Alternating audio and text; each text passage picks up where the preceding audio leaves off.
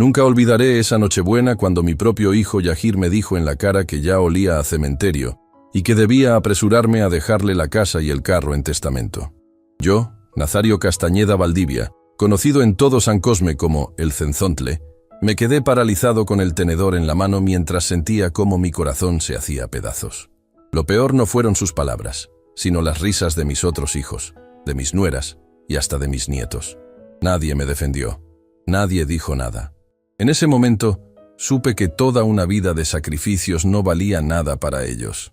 Antes de seguir contándoles cómo enfrenté a mi hijo, denle me gusta, suscríbanse y comenten desde qué ciudad me acompañan en esta dolorosa historia. Tu ayuda es muy importante. Tengo 68 años y hasta esa noche creía conocer a mi familia. Siempre fui un hombre trabajador. 40 años me partí el lomo como mecánico para darles estudio, comida y un techo. Mi Teodora, que en paz descanse, y yo nunca tuvimos lujos, pero nuestros hijos nunca pasaron hambre ni les faltó para la escuela.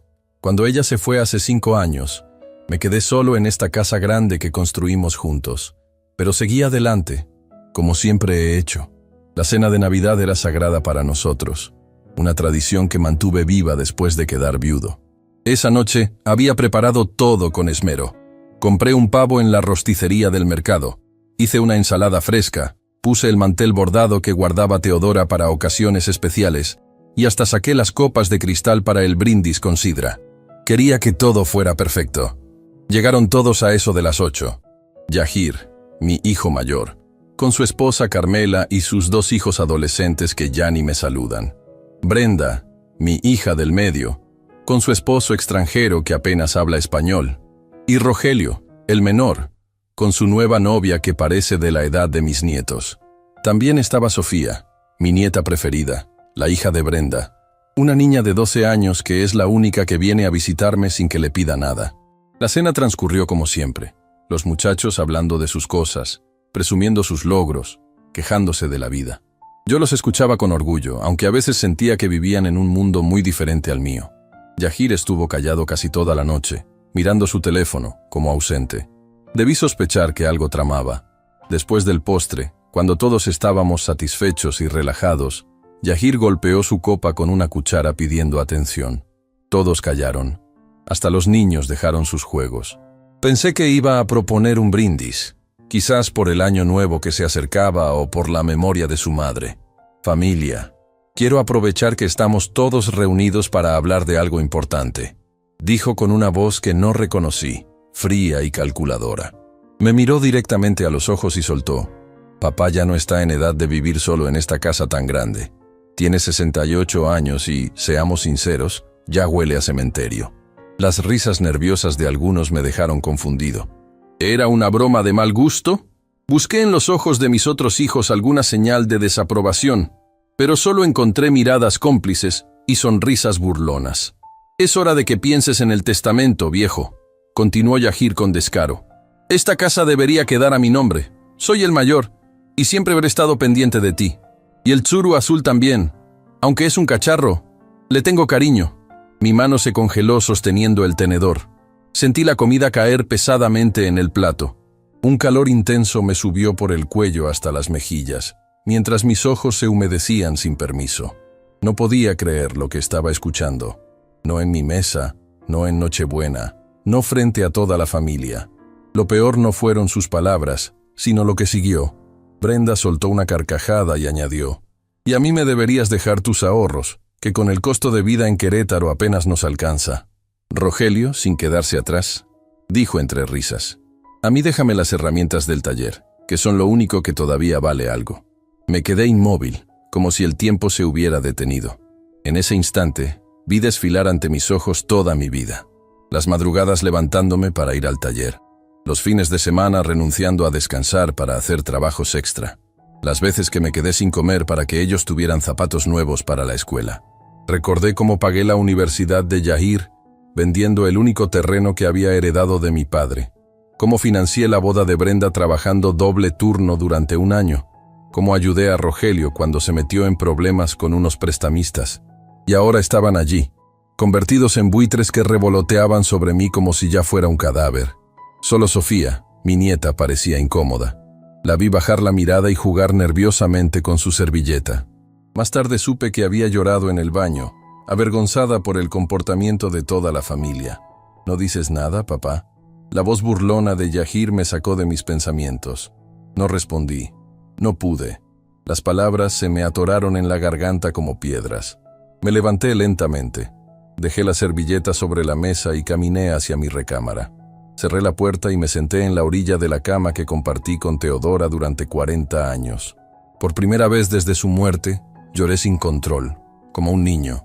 Lloré por la traición, por la ingratitud, por la vergüenza de haber criado a unos hijos que no conocían el respeto ni la gratitud. Escuché que seguían riendo y bromeando en el comedor, como si nada hubiera pasado, como si no me hubieran destrozado el corazón. Poco a poco se fueron despidiendo, gritando, «¡Adiós, papá!» o «Nos vemos en Año Nuevo», desde la puerta, sin molestarse en buscarme para despedirse cara a cara. Solo Sofía vino a mi cuarto, tocó suavemente y asomó su carita. Sus ojos estaban rojos de tanto llorar. «Abuelito, perdón», susurró. «No está bien lo que dijeron». La abracé fuerte y le dije que no era su culpa, que ella era diferente, que siguiera siendo así, noble y buena como su abuela Teodora. Cuando todos se fueron, me quedé solo en la casa que construí con mis manos. Miré las paredes llenas de recuerdos, las fotos familiares, los juguetes viejos que guardaba en una caja. Pensé en Teodora y en lo que diría si hubiera presenciado semejante falta de respeto. Ella nunca lo habría permitido. Siempre fue la fuerte, la que ponía orden, la que defendía nuestros valores. Esa noche no dormí. Me quedé sentado en este mismo sofá donde estoy ahora, repasando cada momento de la cena, cada palabra, cada risa burlona. Y algo empezó a cambiar dentro de mí. La tristeza y la vergüenza se transformaron poco a poco en indignación, y luego en determinación. Ya no era el mismo Nazario. Algo se había roto para siempre, pero de entre los pedazos surgía un hombre nuevo, uno que no estaba dispuesto a dejarse pisotear. Por primera vez en mi vida pensé, ya basta. Lo que no sabían mis hijos es que tenía más recursos de los que ellos imaginaban. Durante años había ahorrado discretamente, guardando parte de mis ganancias en una cuenta que nadie conocía. Además, el taller tenía más valor del que ellos creían, y la casa, aunque vieja, estaba en una zona que se había vuelto muy cotizada. La mañana siguiente, muy temprano, fui al banco y moví todo mi dinero a una nueva cuenta. Después pasé por la notaría del licenciado Mendoza, un viejo amigo, para hacer un nuevo testamento. No les dejaría nada a mis hijos ingratos. Protegería mi patrimonio y, sobre todo, mi dignidad. Esa humillación en la cena de Navidad fue solo el comienzo de un camino que ninguno de ellos esperaba. Yahir quería mi casa y mi carro, pero al final no tendría ni mi respeto. Estaba a punto de enseñarles a todos una lección que jamás olvidarían, pero primero necesitaba un plan para defender lo que era mío y para mostrarles que este viejo que olía a cementerio todavía tenía mucha vida por delante. Los días siguientes al incidente fueron extrañamente tranquilos. Ninguno de mis hijos llamó para disculparse o para ver cómo estaba. Parecía que para ellos lo ocurrido era normal, como si yo debiera aceptar su falta de respeto como parte natural del envejecimiento. Fue entonces cuando decidí que no solo me defendería, sino que les daría una lección que nunca olvidarían. Una lección sobre respeto, gratitud y las consecuencias de tratar a tu padre como si fuera un mueble viejo que ya no sirve. El primero en aparecer, 3 días después, fue Yahir. Llegó a la casa sin avisar, con una carpeta bajo el brazo y esa sonrisa falsa que ponía cuando quería conseguir algo. «Papá, he estado pensando en lo que hablamos en Navidad», dijo mientras se sentaba frente a mí en la sala. «Creo que tengo una solución que nos beneficia a todos». Lo que no sabía es que yo ya tenía mi propio plan, y estaba a punto de comenzar. Como les estaba contando, Yahir llegó a mi casa 3 días después de la cena de Navidad. Entró con esa sonrisa falsa que ya le conozco desde niño, la misma que ponía cuando rompía algo y quería evitar el castigo. Traía una carpeta bajo el brazo y se sentó frente a mí sin esperar invitación. «Papá, he estado pensando en lo que hablamos en Navidad», dijo mientras sacaba unos papeles de la carpeta. «Creo que tengo una solución que nos beneficia a todos». Lo miré fijamente sin responder. Quería escuchar hasta dónde llegaba su descaro. «Mira, He consultado con un amigo abogado y me explicó que podemos hacer una cesión de derechos. Tú me cedes la casa ahora, pero sigues viviendo aquí hasta que ya no puedas valerte por ti mismo. Luego, cuando necesites cuidados, vendrás a vivir con nosotros. Me extendió los papeles como quien ofrece un regalo. Los tomé sin decir palabra y fingí leerlos con interés. Eran documentos legales llenos de términos complicados, pero entendí perfectamente lo que pretendía: quedarse con mi casa mientras yo aún vivía. ¿Y qué pasa si no quiero firmar esto?, pregunté con calma, más calma de la que sentía por dentro. La sonrisa de Yahir vaciló por un segundo. Vamos, papá, es lo mejor para todos. Ya estás grande, esta casa es mucha responsabilidad para ti solo. Además, ¿qué tal si te caes o te enfermas? ¿Quién te va a cuidar? Nosotros podemos hacernos cargo de ti cuando lo necesites, pero necesitamos garantías. ¿Garantías? La palabra me dolió más que una bofetada. ¿Necesitas garantías para cuidar de tu propio padre? Yahir soltó un suspiro de impaciencia, como si estuviera tratando con un niño terco. No lo entiendes, papá. Los tiempos han cambiado. Todo es más caro ahora. Tenemos nuestros propios gastos, hipotecas, colegiaturas. Si vamos a asumir la responsabilidad de cuidarte, necesitamos algo a cambio. Me quedé en silencio, procesando sus palabras. Mi propio hijo estaba poniendo precio a mi cuidado, como si fuera una transacción comercial, como si yo fuera una carga, y no la persona que se desveló cuando él tenía fiebre, que trabajó horas extra para pagarle la universidad, que le enseñó a andar en bicicleta y a ser un hombre. Déjame pensarlo, dije finalmente, doblando los papeles y poniéndolos a un lado. Es una decisión importante y quiero consultarlo con alguien. ¿Con quién? ¿Con Brenda o Rogelio? Ellos están de acuerdo, ya hablé con ellos. No me sorprendió. Los tres siempre se unían cuando se trataba de conseguir algo de mí. No, quiero consultarlo con un amigo, respondí. Yahir se levantó, visiblemente molesto. Esperaba que firmara de inmediato, sin reflexionar. No lo pienses mucho, papá. Es la mejor opción que tienes. Nadie más va a cuidar de ti como nosotros. Cuando se fue, sentí una mezcla de tristeza e indignación. ¿Cómo habíamos llegado a esto? ¿En qué momento mis hijos dejaron de verme como un padre y empezaron a tratarme como un estorbo del que había que sacar provecho? Al día siguiente, fui a visitar a mi compadre Héctor. Nos conocemos desde jóvenes. Trabajamos juntos en el taller de don Pascual antes de que cada uno abriera su propio negocio. Él perdió a su esposa un año antes que yo a Teodora, así que entendía mi soledad. Además, siempre fue un hombre directo que no se guardaba las verdades, por duras que fueran. Le conté todo: la humillación en la cena de Navidad, los papeles que Yahir quería que firmara, la conspiración de mis 3 hijos. Compadre, ¿qué esperabas?, me dijo Héctor mientras compartíamos un café en su pequeña cocina. Les diste todo sin pedirles nada a cambio. Los malcriaste, y ahora te tratan como trapo viejo. Sus palabras dolían, pero eran ciertas. ¿Qué hago ahora, compadre? Primero, no firmes nada. Segundo, ve a ver a la licenciada Carmen Ortiz. Es abogada y conoce bien estas situaciones. Demasiado bien, diría yo. Muchos viejos como nosotros acaban firmando papeles que no entienden y terminan en la calle. Esa misma tarde fui al despacho de la licenciada Carmen. Era una mujer de unos 50 años, de aspecto serio pero mirada amable. Me escuchó sin interrumpir mientras le explicaba mi situación. Cuando terminé, tomó los papeles que me había dado Yahir y los revisó detenidamente. Don Nazario, esto es un abuso flagrante, dijo finalmente, quitándose las gafas. Si usted firma estos documentos, prácticamente renuncia a todos sus derechos sobre la propiedad. Su hijo podría vender la casa mañana mismo si quisiera, y usted quedaría en la calle. ¿Está segura?, pregunté, aunque en el fondo ya sabía la respuesta. Completamente. Este tipo de cesión de derechos es una trampa común. Le hacen creer que es por su bien, pero en realidad es solo para beneficio de ellos. ¿Me permite un consejo?, asentí, agradecido de haber encontrado a alguien que parecía realmente preocupada por mi bienestar. No firme nada, y si me lo permite, creo que debería tomar medidas para proteger su patrimonio. Sus hijos han mostrado claramente sus intenciones, y temo que esto solo sea el principio. La licenciada Carmen me explicó mis opciones legales. Podía hacer un testamento específico, crear un fideicomiso, o incluso considerar una donación condicionada a alguien de confianza. lo que fuera necesario para proteger lo que había construido con tanto esfuerzo durante toda mi vida. Salí de su despacho con la mente más clara y un plan empezando a formarse.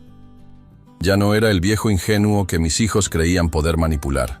Era hora de demostrarles que todavía tenía dignidad y recursos para defenderme. Al día siguiente, recibí una llamada de Brenda. Su voz sonaba dulce, demasiado dulce. «Papito, ¿cómo estás? ¿Ya hablaste con Yahir? Nos contó de los papeles. Es por tu bien, ¿sabes?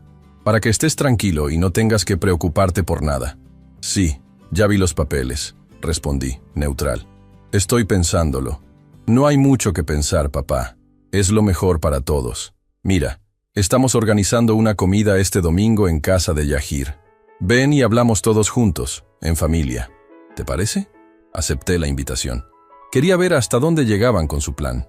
El domingo llegué puntual a casa de Yahir. Vive en una colonia de nuevos ricos, con una casa grande pero hipotecada hasta el techo, como supe después. Me recibieron todos con sonrisas forzadas y abrazos que no sentían. Hasta Carmela, la esposa de Yahir, que nunca me ha querido, se mostró atenta, sirviéndome la mejor porción de carne y preguntándome si necesitaba algo más. Durante la comida hablaron de todo menos del tema que los había reunido. Fue después del postre cuando Yahir sacó de nuevo la carpeta con los papeles. «Papá, ¿lo pensaste? Es importante que resolvamos esto pronto». «Sí, lo pensé», dije tranquilamente. «Y decidí que no voy a firmar esos papeles». Se hizo un silencio incómodo. Las sonrisas desaparecieron de sus rostros. «¿Por qué no?», preguntó Yahir, con un tono que intentaba ocultar su enojo. «Es por tu bien». «Si fuera por mi bien, no me estarías presionando tanto», respondí. «Y si realmente te preocuparas por mí, no habrías dicho que huelo a cementerio en la cena de Navidad». Rogelio intervino, con esa actitud despreocupada que siempre ha tenido. «Vamos, papá. Era solo una broma. No te lo tomes tan a pecho». «Una broma muy cruel», respondí. «Y lo peor es que todos se rieron. Todos ustedes». Brenda se acercó y me tomó la mano con fingida ternura. «Papá, solo queremos lo mejor para ti. Estamos preocupados. Vives solo. La casa es grande. El barrio ya no es lo que era antes. ¿Qué pasa si te enfermas? Si te caes y no hay nadie para ayudarte. He vivido solo desde que murió tu madre y me las he arreglado perfectamente», dije, retirando mi mano. «Y si algún día necesito ayuda, la buscaré, pero no a cambio de mi casa». Yahir perdió la paciencia. Siempre fue el más impulsivo de mis hijos. «No seas terco, papá. ¿No ves que esto es lo mejor? Si esperas demasiado, podrías tener un accidente o una enfermedad, y entonces ya no podrás firmar nada. Todo se complicaría. ¿Eso es lo que estás esperando? ¿Que tenga un accidente o una enfermedad para quedarte con lo mío? No es eso, papá. No lo entiendes». «Lo entiendo perfectamente», lo interrumpí. «Lo que no entiendo es cómo crié hijos tan desagradecidos». Me levanté para irme, pero Yahir me detuvo. «No te vayas así, papá. Siéntate, hablemos como adultos». Me senté de nuevo, más por curiosidad que por obediencia. Quería ver hasta dónde estaban dispuestos a llegar. «Mira, si no quieres ceder la casa ahora, podemos hacer otra cosa», dijo Yahir, cambiando de estrategia. «¿Qué tal si me das un poder notarial general? Así podré ayudarte con trámites, pagos, todo lo administrativo. Te quitaría muchas preocupaciones». Casi me río en su cara. Un poder notarial general le daría control total sobre mis bienes, mis cuentas, todo. Era incluso peor que la cesión de derechos. «No, hijo. No necesito ayuda con esas cosas. Todavía puedo manejar mis asuntos perfectamente». La discusión continuó por un rato más. Intentaron convencerme con argumentos cada vez más débiles, mezclando preocupación fingida con amenazas veladas. Finalmente, cuando vieron que no cederían, Yahir perdió completamente los estribos. «Eres un viejo testarudo. Estamos tratando de ayudarte y te comportas como si fuéramos tus enemigos. ¿Sabes qué? Haz lo que quieras. Cuando estés enfermo o necesites ayuda, no vengas a buscarnos». Me levanté de nuevo, esta vez decidido a irme. «No te preocupes, hijo. No los buscaré. Y gracias por mostrarme tus verdaderas intenciones». Salí de esa casa con el corazón roto pero la mente clara. Ya no había duda de lo que tenía que hacer. Al día siguiente, volví al despacho de la licenciada Carmen con una decisión tomada. Le pedí que me ayudara a proteger mi patrimonio de la manera más segura posible. Hay varias opciones, don Nazario, me explicó. Podemos hacer un testamento muy específico, pero eso solo surtiría efecto después de su fallecimiento. Si lo que le preocupa es que intenten apropiarse de sus bienes mientras usted vive, podríamos considerar otras opciones. ¿Cómo cuáles? Podríamos crear un fideicomiso. Usted transferiría sus propiedades al fideicomiso, pero seguiría teniendo control sobre ellas durante su vida. O podría considerar una donación a alguien de confianza, con un acuerdo privado de que esa persona le permita seguir viviendo en la casa. Pensé en mis opciones. No conocía a nadie lo suficientemente confiable para donarle mi casa, excepto quizás mi compadre Héctor, pero él ya era mayor como yo. El fideicomiso sonaba complicado y costoso. ¿Hay alguna otra opción?, pregunté. La licenciada Carmen se quedó pensativa un momento. Existe otra posibilidad, aunque no suelo recomendarla porque requiere mucha cautela. Podría fingir ceder ante las presiones de sus hijos, pero con ciertas condiciones que protegerían sus intereses. ¿A qué se refiere? Podríamos redactar documentos que aparentemente les den lo que quieren, pero con cláusulas ocultas o condiciones que los obliguen a respetarlo a usted y sus deseos. Sería como tenderles una trampa legal, usando su propia codicia en su contra. La idea me pareció arriesgada, pero también justa. Ellos querían engañarme. Quizás era hora de darles una lección con sus propias armas. ¿Y eso funcionaría?, pregunté, intrigado por la propuesta. Si lo hacemos bien, sí, pero requiere que usted actúe convincentemente. Tendrían que creer que han ganado, que lo han convencido. Nunca he sido buen actor, pero por defender lo mío estaba dispuesto a intentarlo. Le pedí a la licenciada Carmen que preparara los documentos necesarios para este plan. Mientras tanto, mis hijos seguían presionando. Yahir pasaba por la casa casi todos los días, a veces con Brenda o Rogelio, insistiendo en que firmara algo. A veces me amenazaban veladamente. Otras intentaban manipularme con falso cariño o preocupación. Una tarde, Yahir vino con su hijo mayor, mi nieto Daniel, un muchacho de 17 años al que apenas conozco porque nunca ha mostrado interés en pasar tiempo conmigo. Se sentaron en la sala y Yahir fue directo al grano. Papá, he estado pensando, si lo que te preocupa es quedarte sin casa, podemos hacer un acuerdo diferente. Tú me cedes la casa ahora, pero hago un documento comprometiéndome a dejarte vivir aquí hasta que ya no puedas. ¿Y qué garantía tengo de que cumplirás ese compromiso?, pregunté, fingiendo interés en su propuesta. Mi palabra, papá, soy tu hijo. ¿Crees que te dejaría en la calle? Después de lo que había visto en los últimos días, sí lo creía capaz. Pero seguí con mi actuación. No sé, hijo. Es una decisión muy importante. Yahir miró a Daniel y asintió levemente, como dándole una señal. Abuelo, intervino Daniel con una voz ensayada. Mi papá solo quiere lo mejor para ti. Todos queremos que estés bien cuidado. Y si la casa queda a nombre de mi papá, en el futuro será mía. Y te prometo que siempre tendrás un lugar aquí. Era evidente que lo habían preparado para esta intervención. Usar a mi nieto para manipularme era un nuevo nivel de bajeza, pero no me sorprendía ya nada de ellos. Voy a pensarlo, dije finalmente. Dame unos días más. Yahir pareció satisfecho. Creía que estaba cediendo poco a poco. Está bien, papá. Tómate tu tiempo. Pero no demasiado, ¿eh? Estos trámites llevan tiempo y queremos resolverlo cuanto antes. Cuando se fueron, llamé inmediatamente a la licenciada Carmen para contarle lo ocurrido y preguntarle si los documentos estaban listos. Casi don Nazario, pero necesito que venga a firmar algunas cosas antes de que todo esté preparado. Al día siguiente fui a su despacho y firmé varios documentos. Algunos eran poderes limitados para que ella pudiera actuar en mi nombre en ciertas situaciones. Otros eran declaraciones anticipadas sobre mis deseos respecto a mi patrimonio. Esto nos dará tiempo, me explicó. Ahora, cuando sus hijos vengan con sus papeles, usted puede decirles que está dispuesto a firmar, pero que quiere que sus propios abogados revisen los documentos primero. Eso me dará a mí la oportunidad de intervenir y proteger sus intereses. El plan comenzaba a tomar forma. Ya no me sentía indefenso ante la codicia de mis hijos. Ahora tenía mi propia estrategia, mi propia defensa. Lo que no sabía entonces es que Yahir estaba preparando su jugada más sucia, una que me obligaría a tomar medidas aún más drásticas. La trampa estaba lista, Pero el cazador pronto se convertiría en presa. Una semana después de mi visita al despacho de la licenciada Carmen, Yahir volvió a aparecer en mi casa. Esta vez no venía solo. Lo acompañaba un hombre de traje que me presentó como el licenciado Molina, su abogado personal. También traía a Brenda y a Rogelio.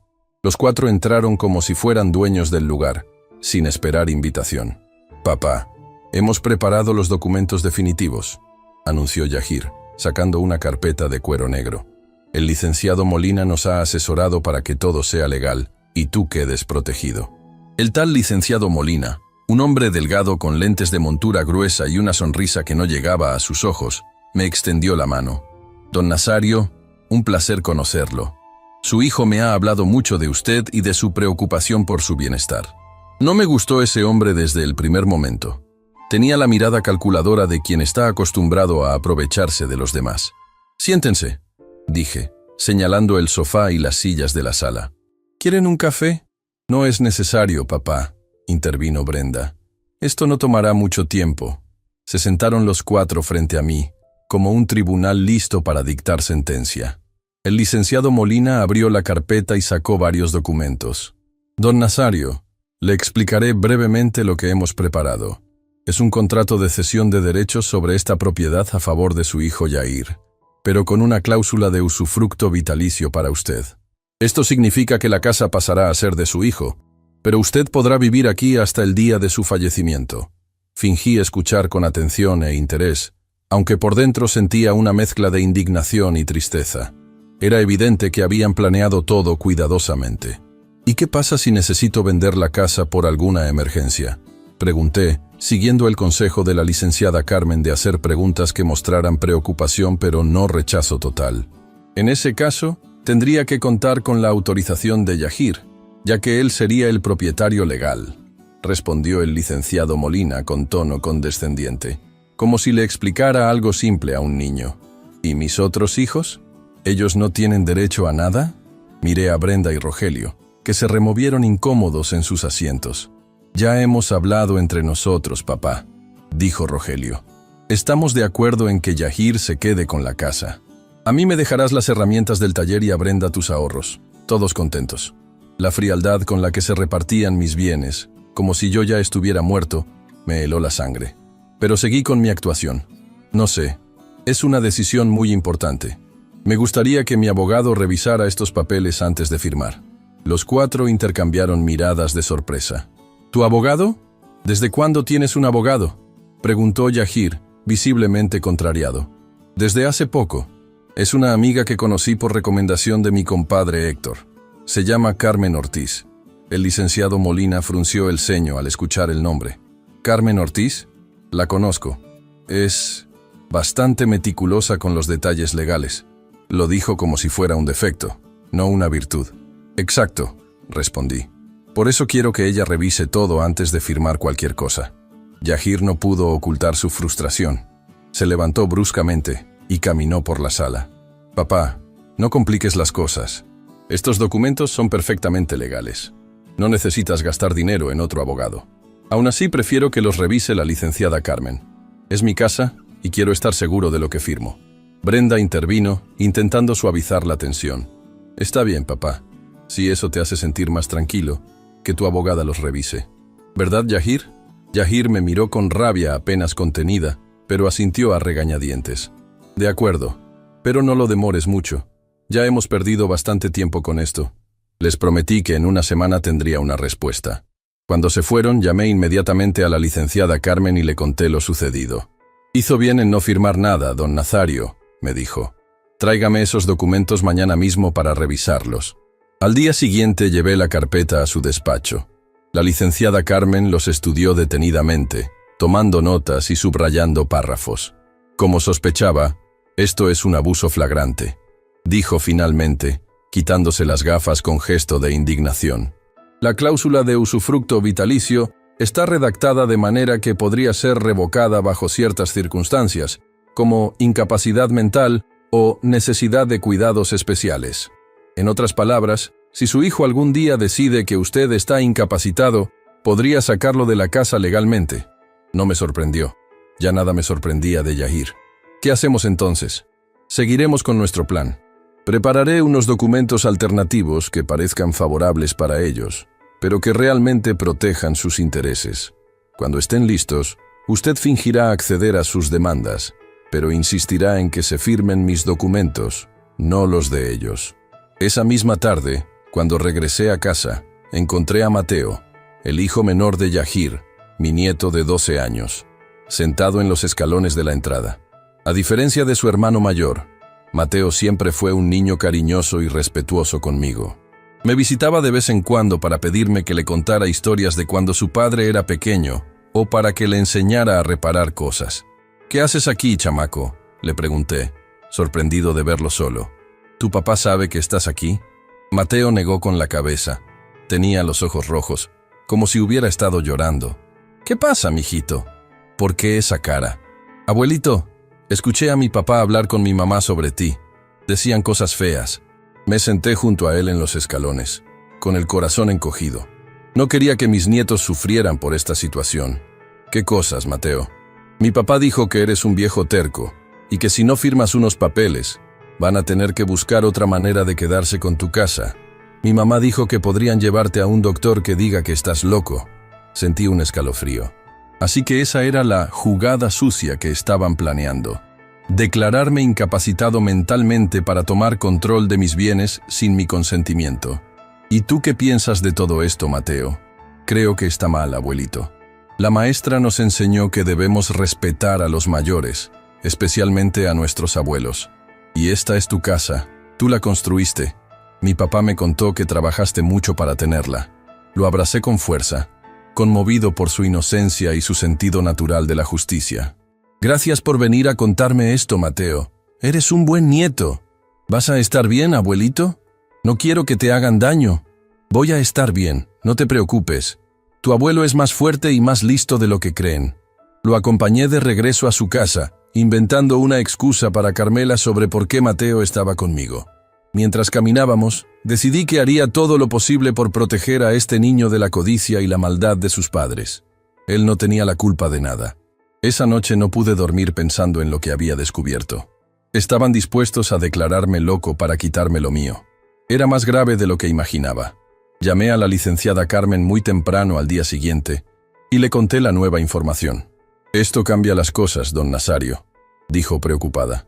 «Si intentan una declaración de incapacidad, podría ser complicado. Necesitamos actuar más rápido y ser más contundentes. ¿Qué sugiere? Venga a mi despacho hoy mismo. Tenemos que modificar nuestra estrategia». Pasé toda la mañana con la licenciada Carmen replanteando nuestra defensa. Me explicó que una declaración de incapacidad requería un proceso legal y peritajes médicos, pero que no era imposible si contaban con médicos dispuestos a falsear informes. «Lo primero que debemos hacer es asegurar que usted tiene todas sus facultades mentales intactas con certificados médicos recientes», me explicó. «Después, necesitamos proteger sus bienes de manera que, incluso si consiguieran una declaración de incapacidad, no pudieran acceder a ellos». Seguí sus consejos al pie de la letra. Visité a 3 médicos diferentes para obtener certificados de buena salud física y mental. Cambié mi testamento, incluyendo cláusulas específicas que protegían a Mateo, mi nieto, y a Sofía, la nieta que siempre me visitaba. También abrí una nueva cuenta bancaria en otro banco, transfiriendo parte de mis ahorros. Mientras tanto, seguí fingiendo ante Yahir y los demás que estaba considerando firmar sus papeles. Les dije que mi abogada estaba revisándolos y que pronto tendría una respuesta. Unos días después, Yahir vino solo a la casa. Parecía nervioso, mirando constantemente su teléfono. «Papá, ¿has decidido ya? Han pasado más de 2 semanas desde que te dejamos los papeles». «Sí, hijo, lo he decidido.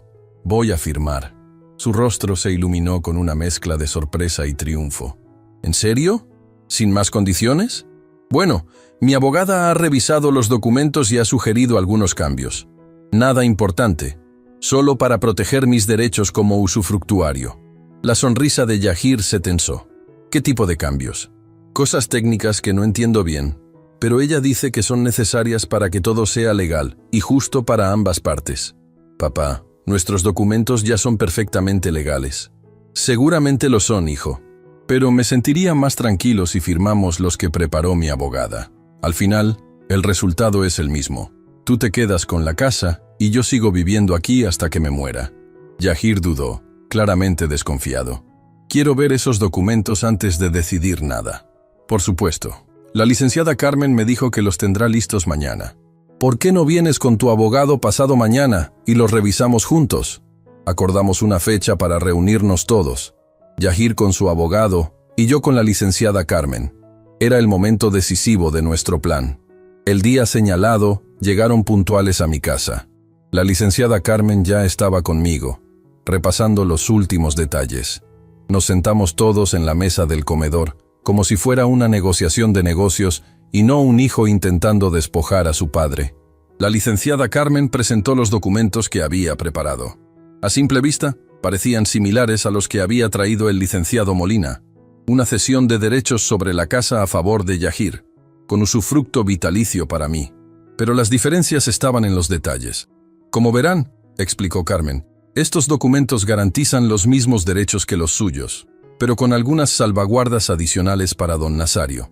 El licenciado Molina los revisó minuciosamente, frunciendo el ceño cada vez más conforme avanzaba en la lectura. Esto es inaceptable, dijo finalmente. Estas cláusulas prácticamente anulan la cesión de derechos. Don Nazario mantendría control total sobre la propiedad, incluyendo el derecho a venderla o hipotecarla sin consentimiento de Yahir. Solo en caso de emergencia médica o necesidad urgente, aclaró Carmen. Es una protección básica para mi cliente. Y esta cláusula sobre una compensación económica mensual, ¿pretende que Yahir le pague por vivir en su propia casa? No es un pago por la casa, sino una ayuda para los gastos médicos y de manutención de su padre. Es lo mínimo que se puede esperar de un hijo que recibe una propiedad valorada en más de 2 millones de pesos.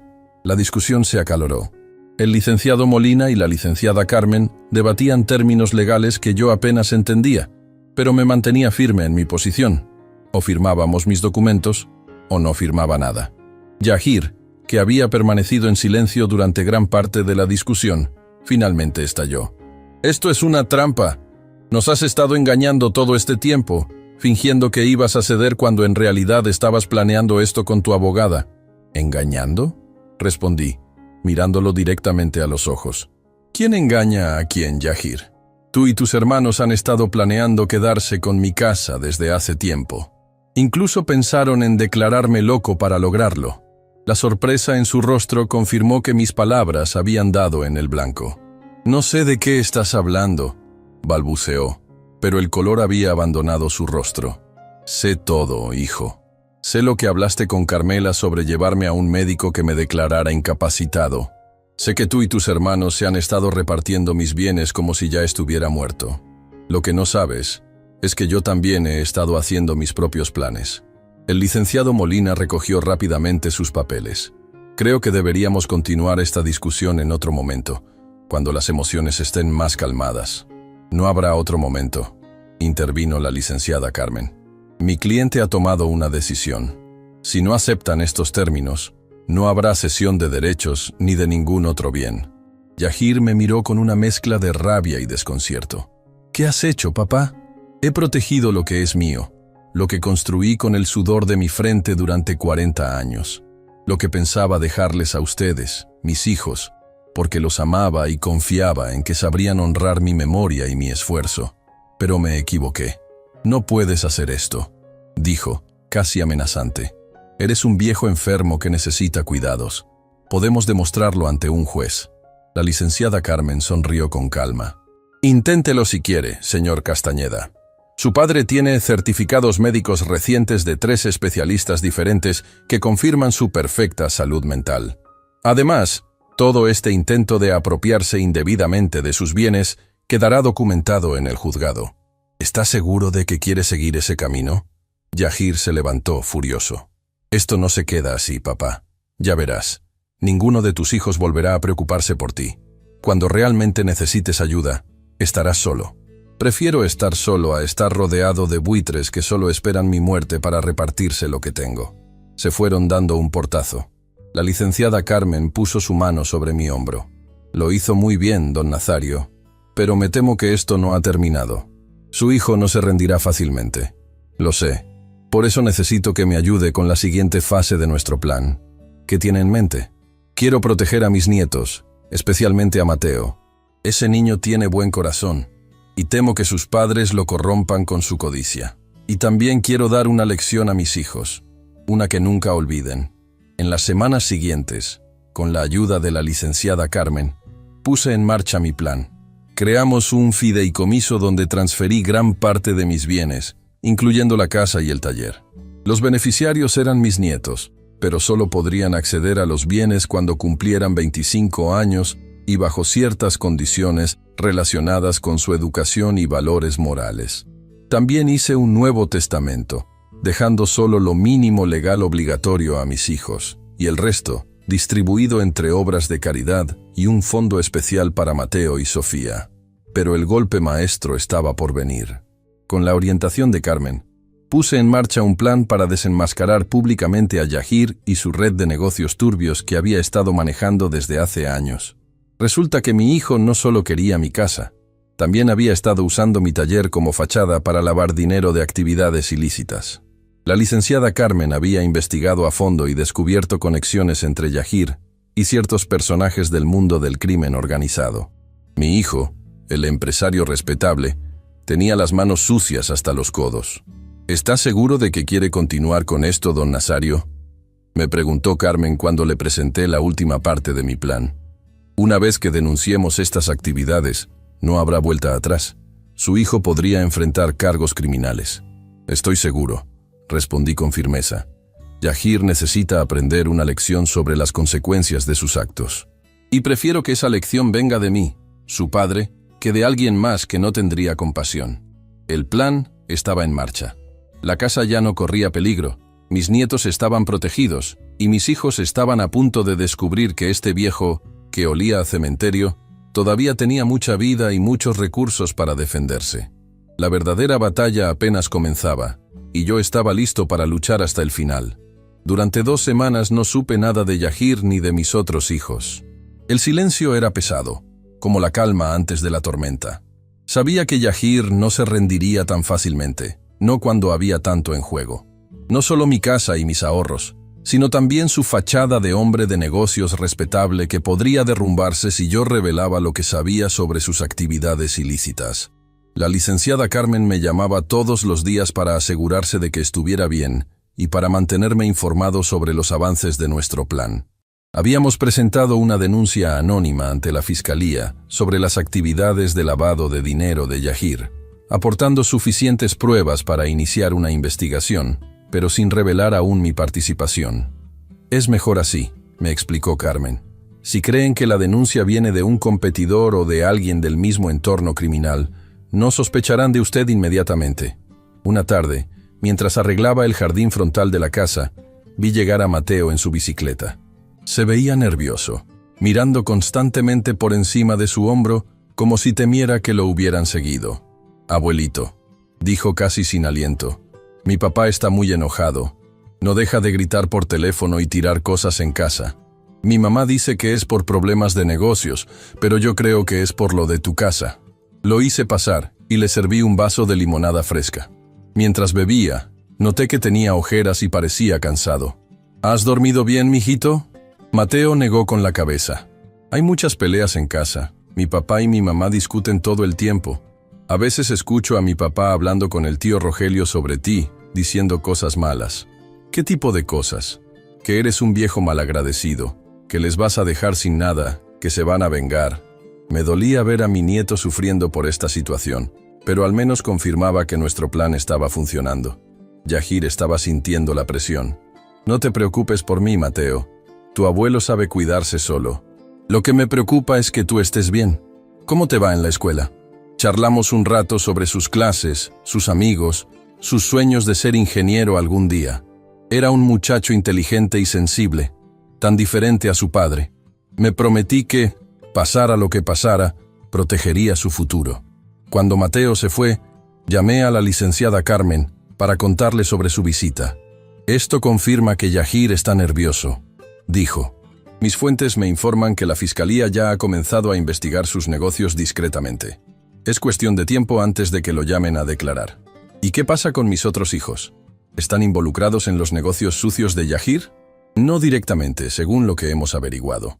Pero es probable que supieran lo que hacía y se beneficiaran indirectamente. Especialmente Rogelio, que parece ser su confidente. Al día siguiente, recibí una visita inesperada. Brenda. Llegó sola, sin avisar, justo cuando terminaba de desayunar. Tenía el rostro serio, pero no hostil como la última vez que nos vimos.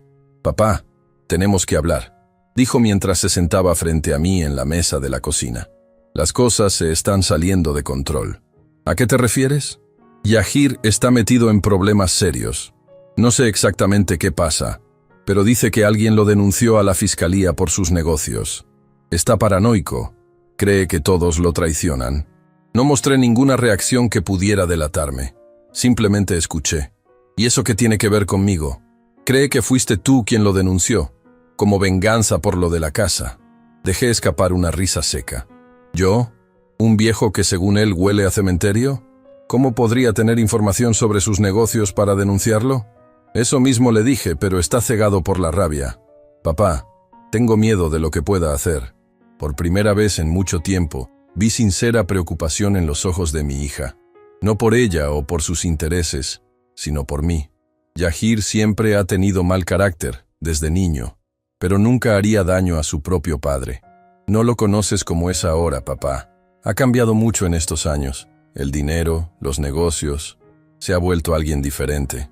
Brenda me contó entonces cosas que yo ya sabía por las investigaciones de Carmen. Cómo Yahir se había asociado con gente peligrosa. Cómo había comenzado lavando pequeñas cantidades de dinero hasta convertirlo en su principal fuente de ingresos. Cómo había arrastrado a Rogelio a algunos de sus negocios turbios. ¿Y tú? ¿También estás metida en eso?, le pregunté directamente. No, papá, te lo juro. Mi esposo jamás lo habría permitido.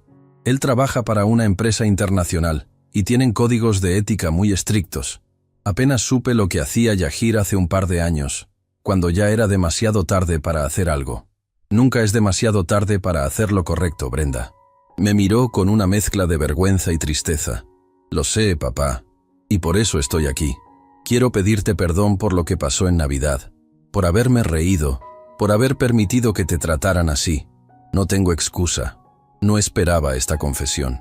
Me tomó por sorpresa, y por un momento sentí que recuperaba a la hija que creía perdida. Pero luego recordé todas las veces que Brenda se había unido a Yahir en sus intentos de manipularme, y me mantuve cauteloso. ¿Por qué este cambio repentino, Brenda? ¿Solo porque Yahir está en problemas? No, papá. He estado pensando mucho desde aquella cena. La verdad es que me sentí horrible después, pero no tuve el valor de enfrentarme a Yahir ni de venir a pedirte perdón. Él siempre ha sido el dominante, el que decide lo que hacemos los demás. Eres una mujer adulta, Brenda. Nadie puede obligarte a hacer algo que sabes que está mal. Lo sé, y no tengo excusa. Solo puedo pedirte perdón y tratar de arreglar las cosas. Quería creerle. Una parte de mí anhelaba recuperar a mi hija, tener al menos a uno de mis hijos de vuelta en mi vida. Pero otra parte, la que había aprendido a ser cautelosa, me decía que podría ser otra manipulación. ¿Qué quieres de mí, Brenda? ¿Qué esperas que haga? Quiero que te protejas de Yahir. Si realmente cree que lo denunciaste, podría hacer algo peligroso. Y quiero que sepas que, pase lo que pase, yo estaré de tu lado esta vez. Le agradecí su preocupación y le prometí que tendría cuidado. No le revelé que yo efectivamente había sido quien denunció a Yahir, ni que tenía un plan más amplio en marcha. Quería ver si su arrepentimiento era genuino antes de confiar plenamente en ella. Cuando Brenda se fue, llamé a la licenciada Carmen para informarle de esta visita inesperada. «Sea precavido, don Nazario», me advirtió. «Podría ser sincera, pero también podría ser una estrategia de Yahir para confirmar sus sospechas sobre quién lo denunció». «Lo sé. No le he dicho nada comprometedor». «Bien. Mientras tanto, tengo noticias importantes. La Fiscalía ha avanzado rápidamente con la investigación. Parece que Yahir estaba en el radar de las autoridades desde antes de nuestra denuncia. Solo les faltaban pruebas concretas para actuar. ¿Eso qué significa para nuestro plan? Que las cosas podrían precipitarse. Esté preparado para cualquier eventualidad. Y sobre todo, no baje la guardia. Si Yahir está tan desesperado como dice su hija, podría ser peligroso». Los días siguientes fueron tensos. Instalé nuevas cerraduras en todas las puertas y contraté a un vecino, hijo de mi compadre Héctor, para que pasara la noche en la casa, con el pretexto de que me sentía un poco enfermo y necesitaba compañía. Una semana después de la visita de Brenda, la bomba estalló. A las 6 de la mañana, un fuerte golpeteo en la puerta me despertó. Eran agentes de la fiscalía con una orden para registrar el taller mecánico, que legalmente seguía a mi nombre, aunque hacía años que no lo operaba personalmente. Les mostré las llaves y los acompañé. El taller estaba a unas cuadras de mi casa, en un terreno que compré poco después de casarme con Teodora. Durante años fue mi lugar de trabajo, donde reparaba coches y ganaba el sustento para mi familia. Después, cuando me jubilé, lo dejé en manos de Yahir, que supuestamente lo había convertido en un negocio de compraventa de autopartes. Los agentes registraron todo meticulosamente. Debajo de un falso piso en la oficina, encontraron lo que buscaban. Documentos que probaban el lavado de dinero, una pequeña caja fuerte con dinero en efectivo sin declarar, y registros de transacciones con nombres codificados. «Don Nazario, ¿usted sabía lo que ocurría aquí?», me preguntó el agente a cargo, un hombre de mediana edad con expresión severa. «No, señor agente. Hace años que no manejo el taller.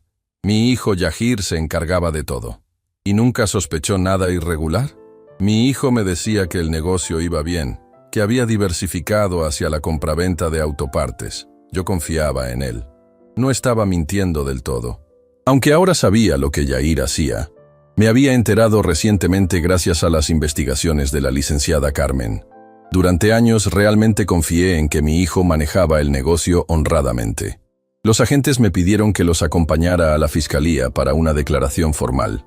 Llamé a la licenciada Carmen, que me encontró allí. Gracias a su asesoría, mi declaración fue clara y consistente. Yo no tenía conocimiento de las actividades ilícitas que se realizaban en el taller. Había delegado completamente la operación a mi hijo Yahir, y estaba dispuesto a cooperar plenamente con la investigación.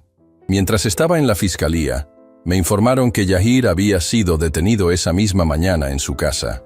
También habían arrestado a su socio, un tal Diego Vargas, con quien manejaba la red de lavado de dinero. Cuando regresé a casa por la tarde, encontré a Carmela, la esposa de Yahir, esperándome con Mateo. Tenía los ojos enrojecidos de tanto llorar y temblaba visiblemente. «¿Cómo pudiste hacerle esto a tu propio hijo?», me gritó apenas me vio. «Lo denunciaste. Por tu culpa lo arrestaron». «Yo no lo denuncié, Carmela», respondí con calma, aunque sabía que era una mentira. La fiscalía ya lo estaba investigando. Lo que hizo Yahir tiene consecuencias. «Mentiroso. Justo cuando se negó a darte lo que querías por la casa, aparece esta denuncia. No es coincidencia. Piensa lo que quieras, Carmela. Pero recuerda que fue Yahir quien empezó todo esto tratándome como si ya estuviera muerto, queriendo quitarme lo que es mío». Mateo observaba la escena en silencio, con los ojos muy abiertos y asustados. Me acerqué a él e ignoré los gritos de Carmela. «Todo va a estar bien, mijito. Esto es cosa de adultos, no tienes que preocuparte». «No le hables a mi hijo», Carmela me empujó para separarme de Mateo. «Tú ya no eres su abuelo, ya no eres nada para nosotros». «Señora, le sugiero que se calme», intervino la licenciada Carmen, que había venido conmigo. «Su esposo está acusado de delitos graves. Si usted no está involucrada, debería cooperar con las autoridades y dejar de hacer acusaciones sin fundamento». Carmela nos miró a ambos con odio. Tomó a Mateo del brazo y se lo llevó prácticamente a rastras. El niño me miró por encima del hombro con una expresión que me partió el alma. En ese momento, dudé de todo lo que había hecho. ¿Valía la pena darles una lección a mis hijos si eso significaba perder para siempre a mis nietos? Los días siguientes fueron un torbellino de declaraciones, papeles legales y visitas a la fiscalía. Yahir permanecía detenido mientras se desarrollaba la investigación. Rogelio también fue llamado a declarar, aunque no lo arrestaron por falta de pruebas directas de su participación en las actividades ilícitas. Brenda vino a verme varias veces, cada vez más convencida de que yo no tenía nada que ver con la denuncia contra Yahir. Me contó que Rogelio estaba furioso conmigo, convencido de que yo había orquestado todo como venganza. «Pero yo sé que tú no harías algo así, papá», me dijo una tarde mientras compartíamos un café. No eres esa clase de persona. No tuve el valor de confesarle la verdad. Una parte de mí se sentía culpable por haber llevado las cosas tan lejos, pero otra parte seguía convencida de que Yahir merecía enfrentar las consecuencias de sus actos. 2 semanas después del arresto de Yahir, recibí una visita que no esperaba. Mateo.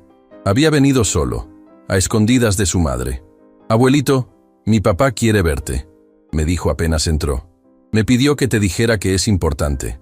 «¿Tu papá te mandó a decirme esto? ¿Desde la cárcel?» «No, me lo dijo mi tío Rogelio.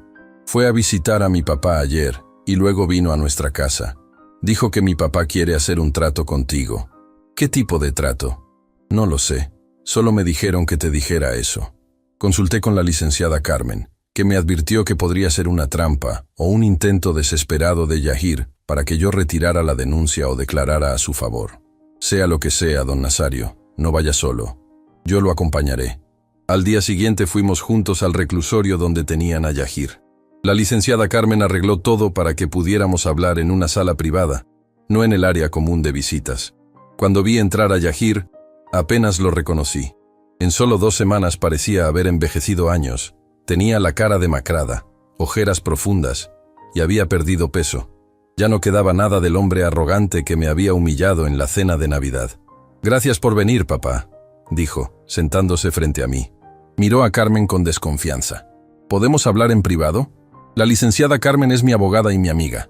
Se queda», respondí con firmeza. Yahir suspiró, resignado. «Como quieras. Seré directo. Necesito tu ayuda. La fiscalía tiene pruebas sólidas contra mí.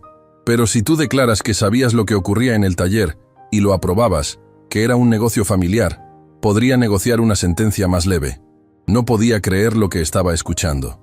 Después de todo lo que me había hecho, ahora quería que yo mintiera y me incriminara para salvarlo. ¿Me estás pidiendo que mienta y me declare cómplice de tus delitos? No es mentir exactamente. El taller sigue a tu nombre legalmente. Es lógico que supieras lo que pasaba ahí, pero no lo sabía, Yahir. Confié en ti y abusaste de esa confianza, como has abusado de mi confianza en todo lo demás. Papá, por favor, estoy desesperado. Tengo familia, tengo hijos. Mateo me necesita. Debiste pensar en ellos antes de meterte en negocios sucios, antes de tratar de quitarme mi casa, antes de decir que olía a cementerio y que debías apresurarte a quedarte con mis cosas. Vi la vergüenza en sus ojos, pero también vi que seguía pensando solo en sí mismo, en cómo salir del problema sin asumir la responsabilidad de sus actos. ¿Qué quieres de mí, papá? ¿Venganza? ¿Es eso? ¿Quieres verme hundido para sentirte mejor por lo que dije en Navidad? No, hijo, no quiero venganza. Quiero justicia, y quiero que aprendas una lección que nunca olvides. ¿Qué lección? ¿Que no debo meterme con un viejo rencoroso y vengativo? La licenciada Carmen intervino, con voz calmada pero firme. Señor Castañeda, le recuerdo que está hablando con su padre, quien además podría ser un testigo clave en su caso. Le sugiero que modere su tono. Yahir se pasó las manos por el rostro, desesperado. Lo siento, papá. Estoy asustado. No sé qué hacer. Por primera vez en muchos años, vi a mi hijo vulnerable, sin máscaras ni arrogancia. Vi al niño que una vez fue, el que me pedía que revisara los monstruos debajo de su cama antes de dormir. Hay una manera en que puedo ayudarte, Yahir, pero no será mintiendo por ti. ¿Cómo? Testificaré que efectivamente no sabía nada de tus actividades ilícitas, pero que creo que te dejaste llevar por malas influencias y que, en el fondo, eres una buena persona que cometió errores. Eso no me ayudará mucho legalmente. También puedo hablar con el fiscal, pedir clemencia como padre, y puedo ayudar económicamente a Carmela y los niños mientras estés ausente. Yahir me miró con una mezcla de gratitud y confusión. ¿Por qué harías eso después de todo lo que te hice? Porque soy tu padre, Yahir, y a pesar de todo, te sigo queriendo. Además, Mateo y Daniel no tienen la culpa de nada. No quiero que sufran más de lo necesario. Las lágrimas comenzaron a correr por las mejillas de Yahir. Era la primera vez que lo veía llorar desde que era niño. Lo siento, papá. Lo siento mucho. Fui un idiota, un mal hijo. Te traté horrible y tú sigues siendo mejor persona que yo. No es demasiado tarde para cambiar, hijo. Usa este tiempo para reflexionar, para decidir qué tipo de hombre, ¿Qué tipo de padre quieres ser cuando salgas de aquí? Nos despedimos con un abrazo incómodo pero sincero. Por primera vez en mucho tiempo, sentí que había recuperado un poco de mi hijo, el verdadero Yahir que se había perdido en algún momento del camino. En los meses siguientes, las cosas cambiaron mucho. Yahir fue condenado a 5 años de prisión, una sentencia relativamente leve gracias a su cooperación con las autoridades para desmantelar la red de lavado de dinero en la que estaba involucrado. Brenda se reconcilió completamente conmigo y empezó a visitarme regularmente con Sofía. Rogelio tardó más, pero eventualmente también volvió a hablarme, aunque nuestra relación nunca volvió a ser la misma. Carmela, sorprendentemente, aceptó mi ayuda económica y me permitió seguir viendo a Mateo y a Daniel. Con el tiempo, incluso comenzó a traerlos ella misma a visitarme. En cuanto a mi casa y mis bienes, seguí adelante con el plan del fideicomiso para mis nietos. La licenciada Carmen se aseguró de que todo estuviera legalmente blindado, para que nadie pudiera disputarlo en el futuro. Hoy, sentado en este sofá viejo que conoce todas mis historias, pienso en lo que ha pasado. No me enorgullece haber tenido que llegar tan lejos para enseñarle una lección a mis hijos, pero creo que era necesario. A veces el amor de padre significa ser duro cuando hace falta, mostrarles que sus acciones tienen consecuencias. Yahir me escribe cartas desde la prisión, cartas sinceras, reflexivas, donde me habla de sus arrepentimientos y de sus planes para cuando salga. Dice que quiere ser un mejor padre, un mejor hijo, un hombre honesto. Quiero creerle, necesito creerle. La casa sigue siendo mía y lo será hasta que muera. Después pasará a mis nietos, que espero la valoren no por su valor monetario, sino por lo que representa. El trabajo de toda una vida, el lugar donde crecieron sus padres, el hogar que construí con mi Teodora. El dinero que intentaron quitarme ahora está seguro, destinado a darles educación y oportunidades a Mateo, Daniel y Sofía. No para que sean ricos sin esfuerzo, sino para que tengan un buen comienzo en la vida sin las presiones económicas que a veces llevan a la gente por mal camino. La casa me pertenece ahora, dijo Yahir aquella Nochebuena. Nunca imaginó que esas palabras desatarían una tormenta que cambiaría para siempre nuestras vidas. Nunca imaginó que su viejo padre, ese que según él olía a cementerio, tendría la fuerza y la determinación para defenderse y de paso enseñarle la lección más importante de su vida. A veces pienso en Teodora, en lo que diría si pudiera ver todo lo que ha pasado. Creo que estaría orgullosa de que defendí lo nuestro, lo que construimos juntos con tanto esfuerzo. Pero también creo que me pediría que perdonara a nuestros hijos, que les diera una segunda oportunidad. Y eso es lo que intento hacer cada día. Perdonar sin olvidar, amar sin ceder, proteger lo mío sin dejar de ser padre. Porque al final, eso es lo que importa. Seguir siendo fiel a uno mismo y a los valores que siempre has defendido, incluso cuando tus propios hijos intentan pisotearlos. Incluso cuando te dicen que hueles a cementerio y que es hora de dejarles todo lo tuyo. Yo, Nazario Castañeda Valdivia, el Cenzontle, he cantado mi canción más importante, la de la dignidad, el respeto y la justicia. Y aunque fue doloroso, valió la pena. Mi casa sigue siendo mía. Mis nietos tienen un futuro asegurado. Y mis hijos han aprendido que, aunque los ame incondicionalmente, no permitiré jamás que me traten como un trapo viejo que ya no sirve para nada. Porque este viejo todavía tiene mucha vida por delante. Y mucho amor para dar, a quien sepa valorarlo. Si esta historia te ha conmovido, no olvides darle me gusta y suscribirte a mi canal. Recuerda que cada día comparto con ustedes historias reales que nos enseñan valiosas lecciones de vida.